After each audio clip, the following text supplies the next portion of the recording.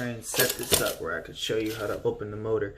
So first things first, if you do not buy Allen wrenches with clear numbers on it, I promise you, you will strip your aluminum bolts. And if you go to Home Depot and try and find bolts that fit exactly, nearly impossible to find, especially to find the ones that bolt on to your rear motor to hold it on. These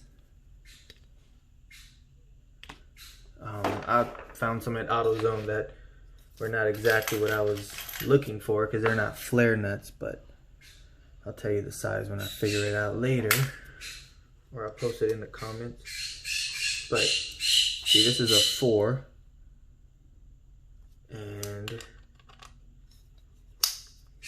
perfectly fits here.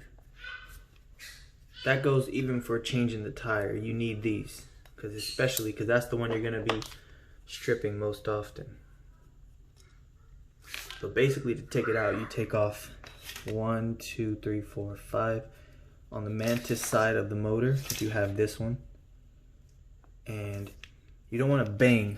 Do not bang on this. Very sensitive. It actually flared out when first time I was learning this on a broken motor, so that I could learn how to fix or paint the new one when it came in. But just push it down on the ground. So simple, like push it. Just put your fingers on the silver part here and just push down, and the motor gonna pop open just like that. But this is the hard part, so you're gonna have to like get a toe on it or something, get your foot on the motor, keep it down. So you gotta keep pressure on it like that. So my foot's on it right now. Then you gotta get some pliers. Shit.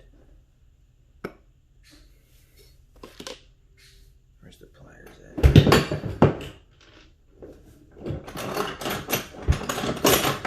Whatever, I'll just use these. You gotta grab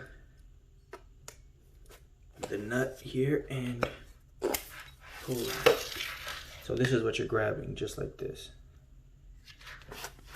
And it looks like this on the inside when I painted it. So I isolated the motor and painted it because I thought rust is what broke it. This motor was pretty rusty. I mean, the other one. And well, actually this is the one, but I just was practicing on how to paint. So basically, you'll see in between each magnet here, they have these little separators. I don't know, on the new one that I had got was wood, but these are some type of, I don't know, plastic or ceramic that separates each magnet, and they slide out and they lodge themselves inside of the hub. When I removed them, actually the motor still works fine. So I really don't know the purpose, but this motor still grinds every now and again. But for the most part, after I removed it, it works, but it's not reliable enough for what I need it for, because I commute 5 miles, 10 miles total a day, every day for work. So that's that. And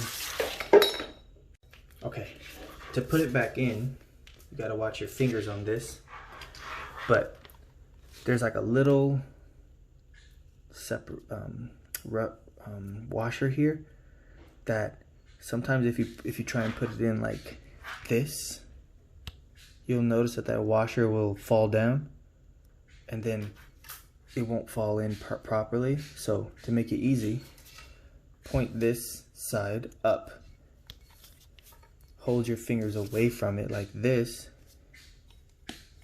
and it's actually very easy, because to put it back on, it just pops right together just like that. And this is how I'm holding it. Gotta make sure, because it won't pinch your finger. And if you do it another way, sometimes there's a gap between this front plate where you need to bolt that you can't get it closed again. And you gotta like wiggle it and try and get that washer to thread itself back onto the larger part of the motor.